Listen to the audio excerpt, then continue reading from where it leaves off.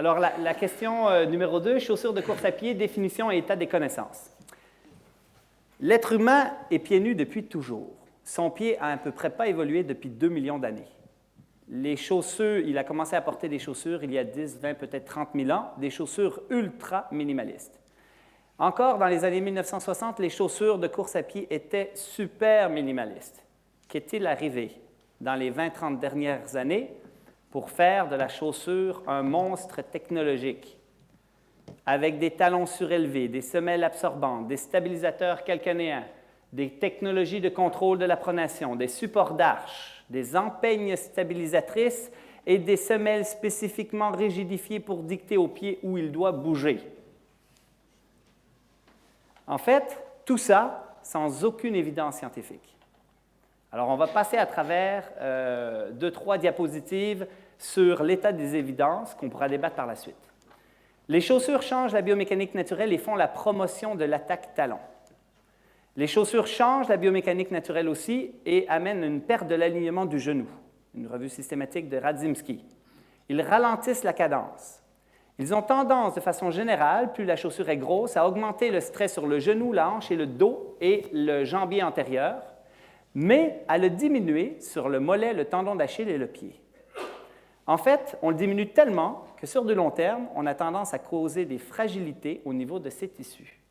Quand je dis fragilité, le meilleur indice de cette fragilité, c'est qu'il y a quelqu'un qui migre trop rapidement vers le minimalisme ou le pied nu, par perte de tolérance tissulaire, va se blesser s'il le fait trop vite. En fait, si on augmente le stress trop rapide en étant plus minimaliste ou plus pieds nus, on peut prédire où l'individu va se blesser. Mollet, tendon d'Achille et partout au niveau du pied.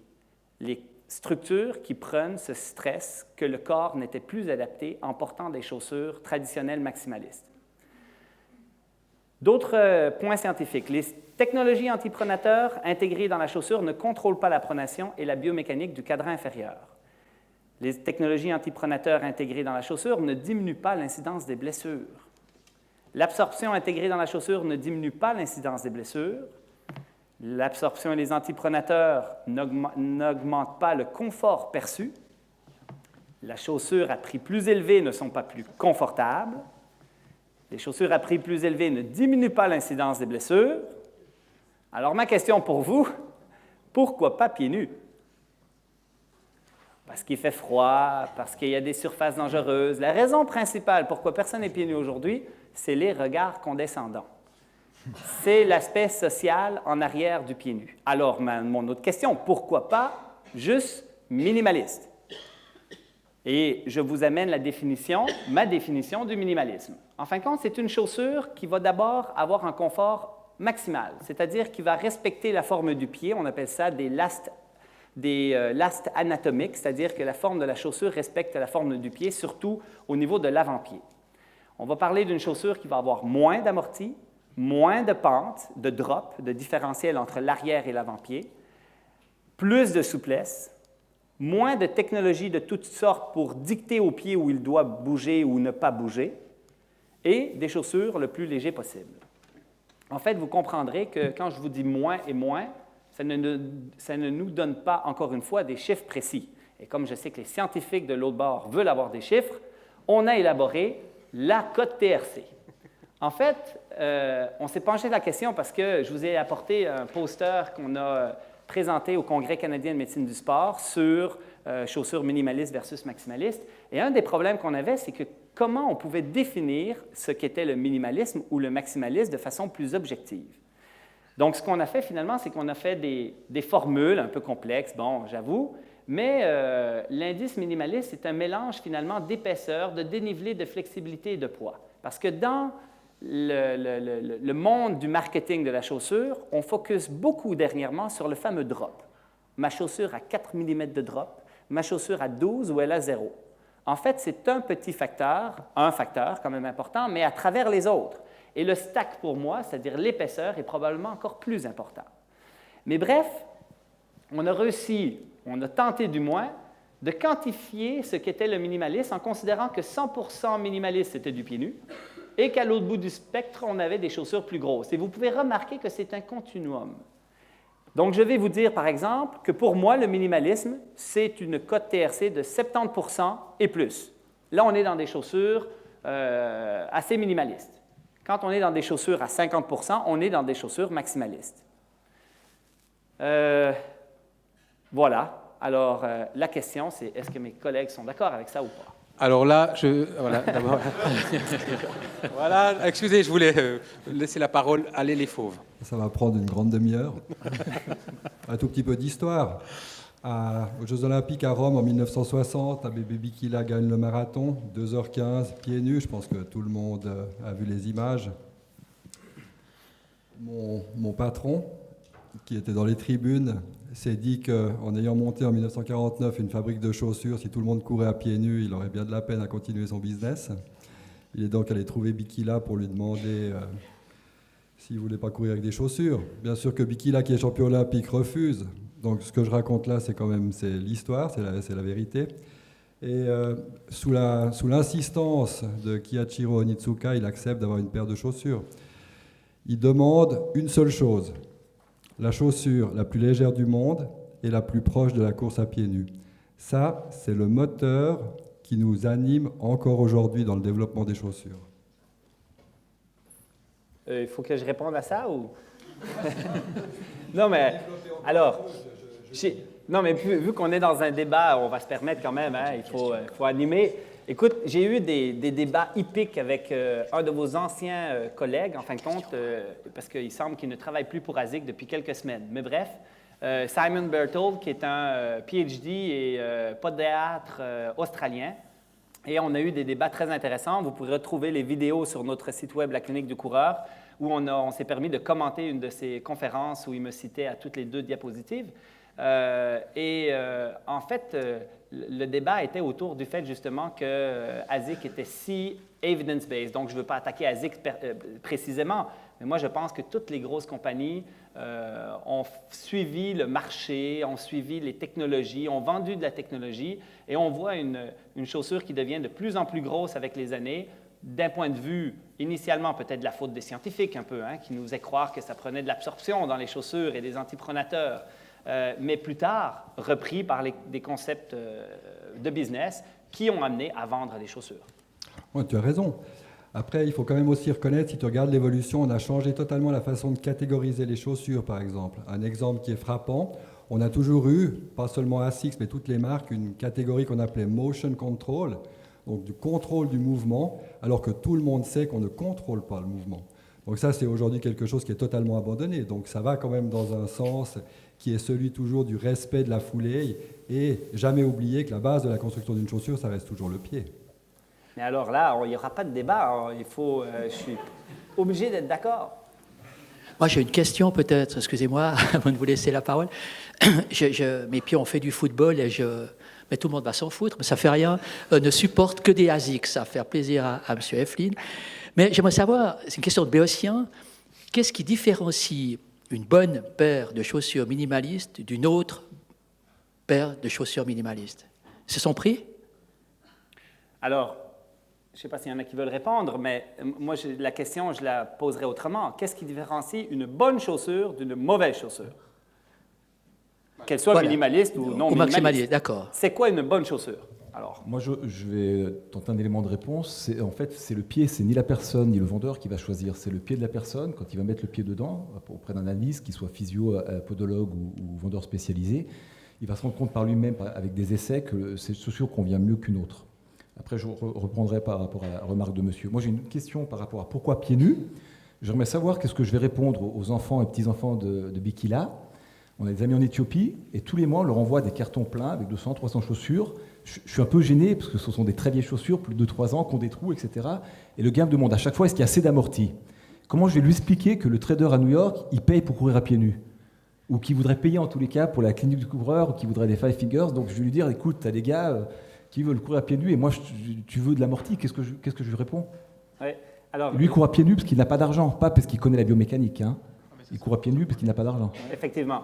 Et le jour où il reçoit une belle grosse chaussure, il est extrêmement fier et content.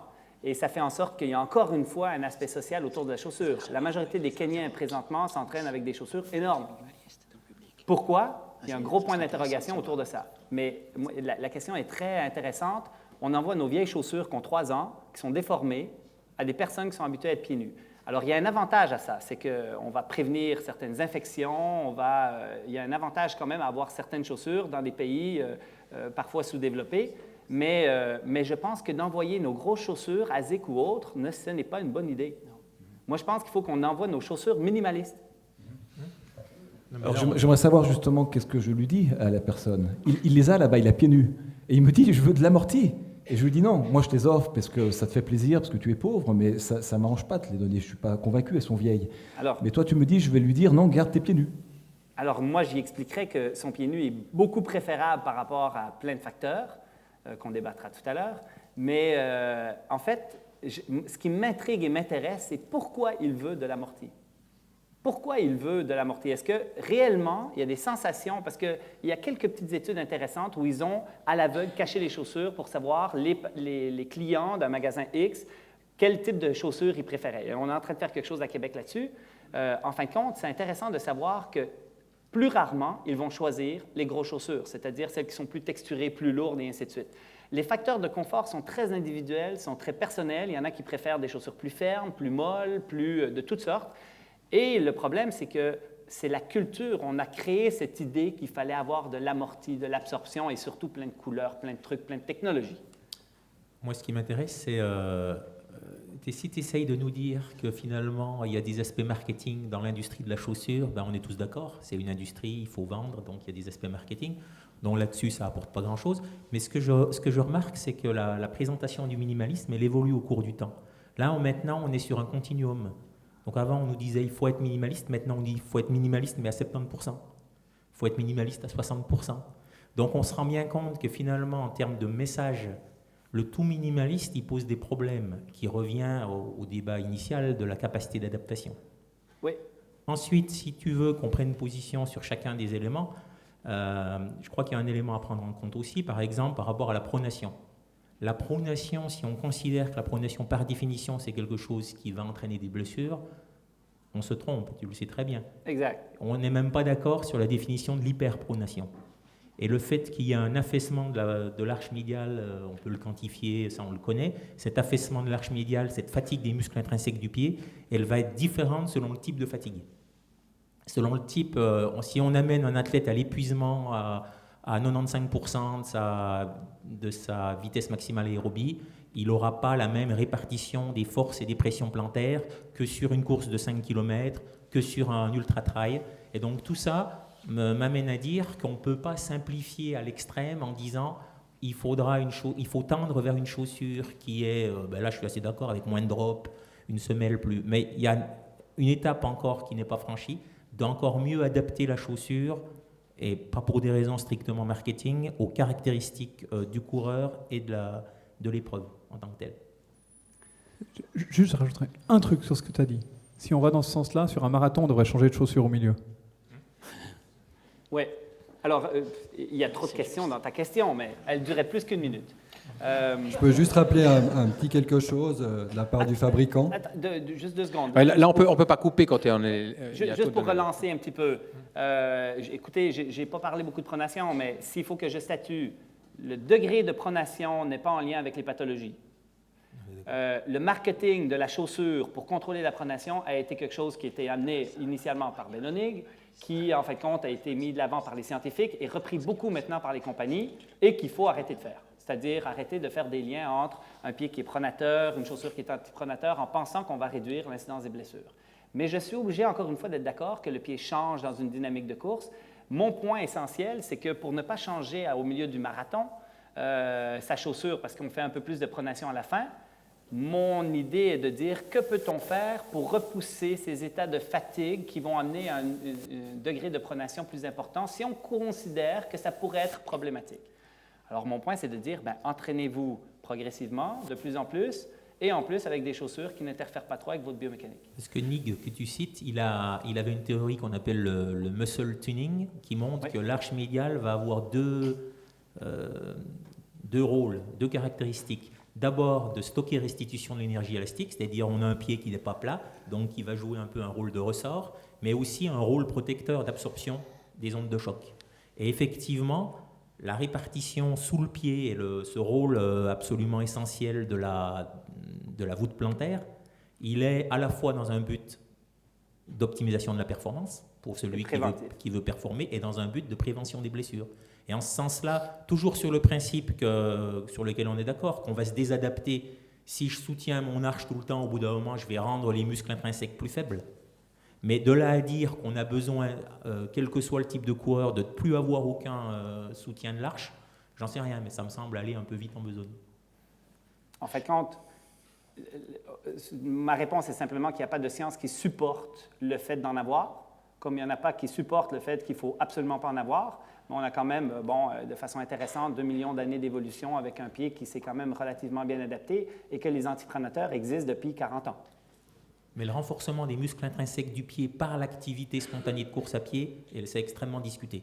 Alors moi, je suis d'accord de dire, faisons de la préparation physique, faisons comme font les athlètes du renforcement du pied, des exercices, on vient avec la serviette, prendre la serviette avec les orteils, on court dans le sable, on peut même faire de l'électrostimulation de l'arche plantaire.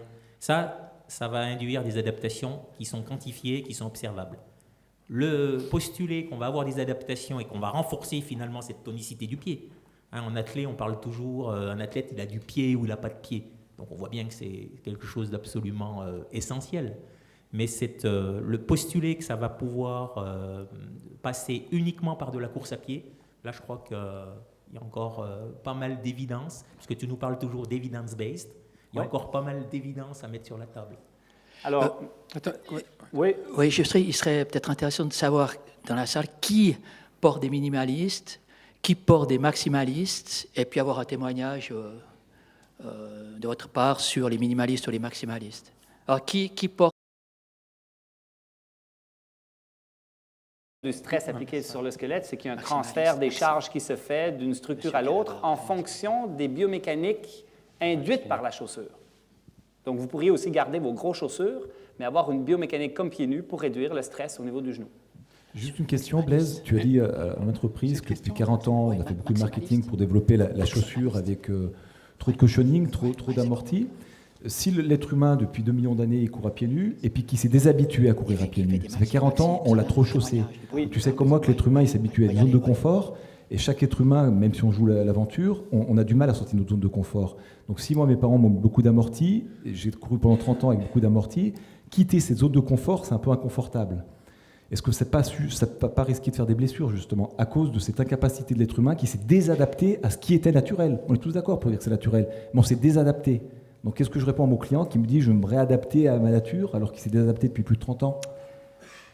Alors ça, c'est la question numéro 2, mais ce que je vais vous dire dans mes recommandations cliniques aux clients, aux patients, c'est que s'il est habitué à une grosse chaussure, il n'est pas blessé et il ne veut pas nécessairement améliorer ses performances, parce que ça peut quand même valoir la peine d'aller vers du plus minimaliste, je lui recommande de ne pas changer de chaussure vers du minimaliste. Parce que pendant cette transition, il va courir après le risque de se blesser plus.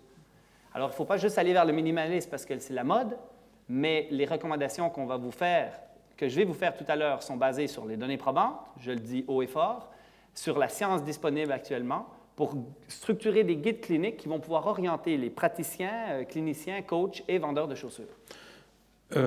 Est-ce qu'il y a les deux messieurs là qui voulaient parler justement? D'abord vous, voilà. Merci. Alors pour ma part, j'ai couru beaucoup en maximaliste. J'ai eu des soucis de genoux. Mon objectif n'est pas vraiment d'augmenter mes performances, mais plus les distances. Je suis un coureur d'ultra trail, ou plutôt j'essaye de l'être. Et puis, à force d'avoir de plus en plus de blessures, je me suis mis au minimalisme, mais pas sur les ultra trails, uniquement dans de l'entraînement, dans une logique de renforcement.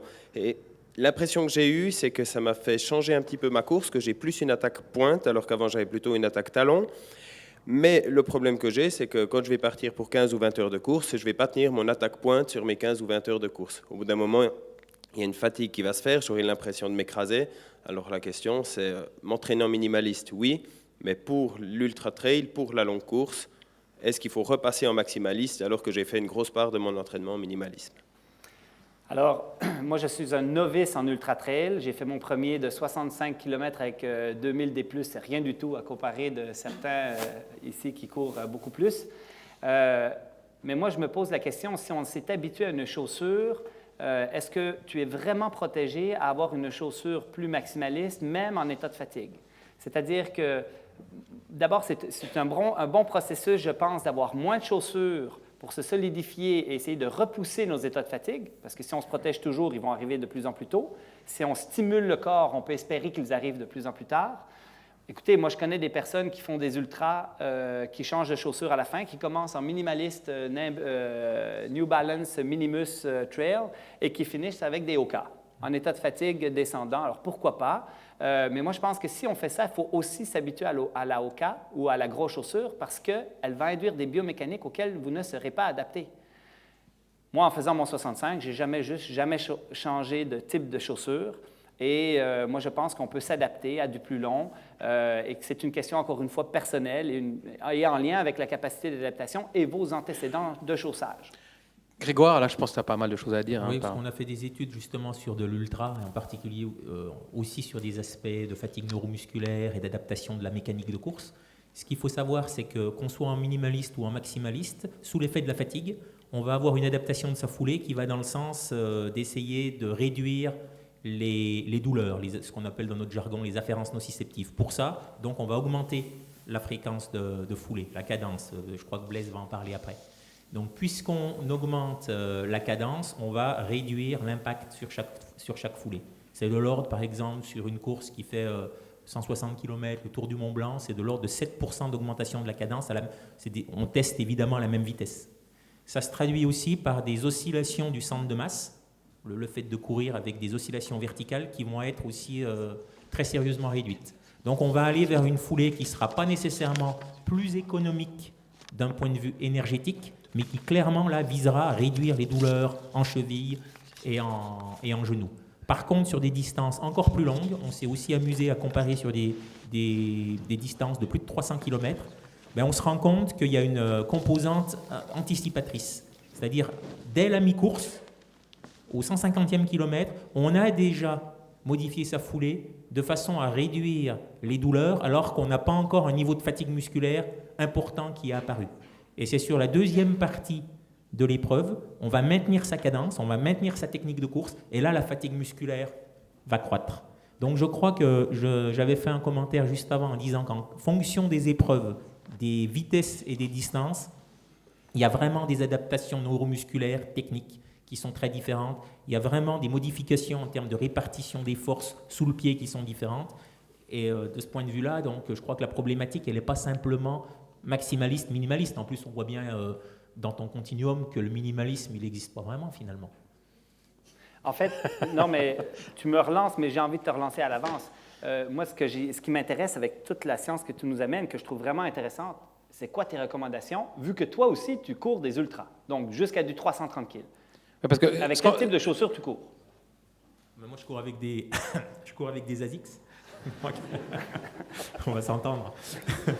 Non, mais j'ai une anecdote par rapport au fait que ce qui prime, c'est d'abord la capacité d'adaptation. Effectivement, j'avais aussi acheté des Hoka, qui sont des chaussures oversize, avec l'idée que c'est très confortable. Et puis, sur une course de 300 km, il peut y avoir des parcours, il peut y avoir des portions qui sont en faux plat descendant, où on se dit, là, on va simplement laisser rouler.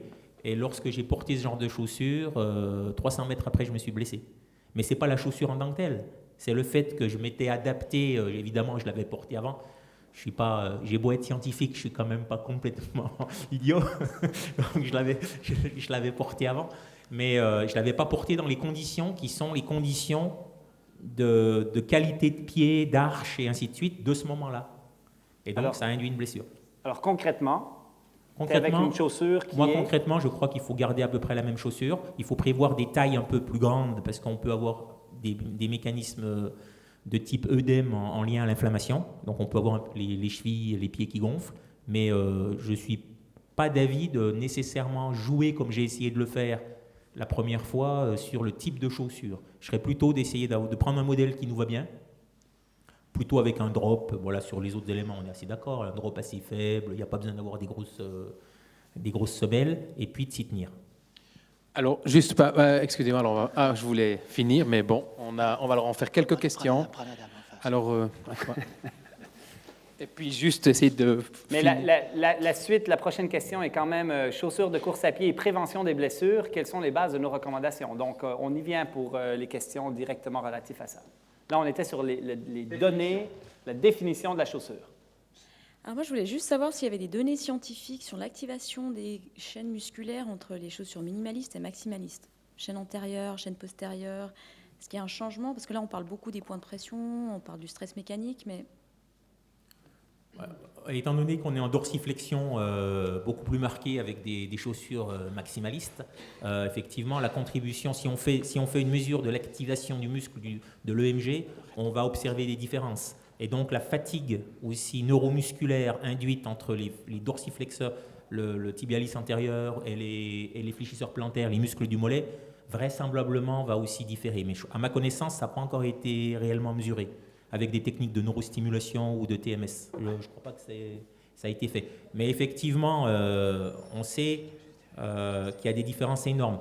Il y a un travail qui est sorti qui montre aussi qu'il y a des différences énormes selon que l'on soit en montée ou en descente, puisqu'on parlait de trail.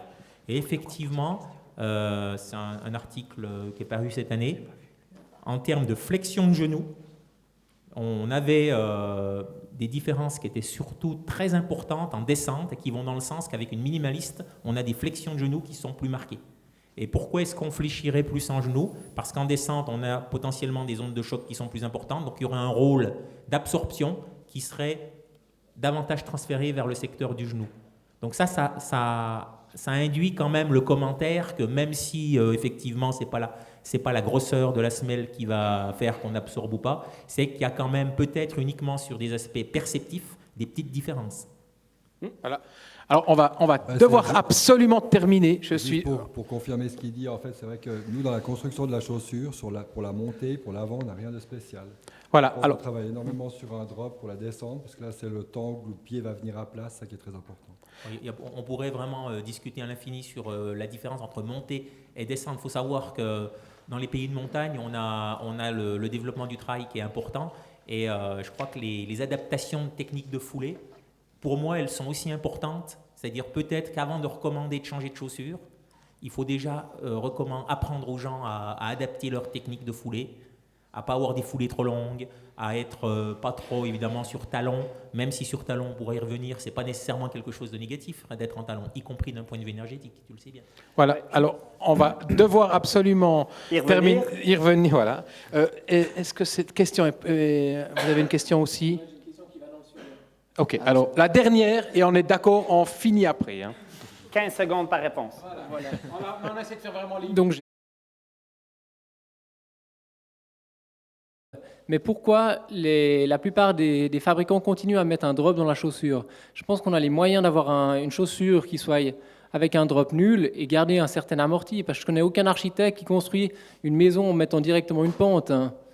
La notion de drop me paraît aberrante, si ce n'est au départ en voulant mettre un amorti, parce qu'on est obligé de mettre l'amorti sous le talon, mais là on aurait les moyens de mettre des chaussures plates avec les autres caractéristiques. Pourquoi on continue à le faire? Bon, on essaie de le réduire, mais... Alors, je ne sais pas si tu sais, on travaille sur des drops de 13 à 6 mm en général, donc les chaussures maximalistes, c'est plutôt 10 à 13 mm, je dirais, et puis après on est à 8 ou à 6 pour ce qui nous est le minimaliste. 6, c'est souvent dans les chaussures de compétition. On met du 6 mm sur des athlètes qui sont entraînés, qui en général font de la compétition. On met ce drop parce que simplement le fait d'avoir le pied beaucoup plus en avant facilite en fait pour le coureur lambda le mouvement de la course à pied. Ça, c'est la raison principale. Une raison qui est sans fondement et qui n'a aucune valeur.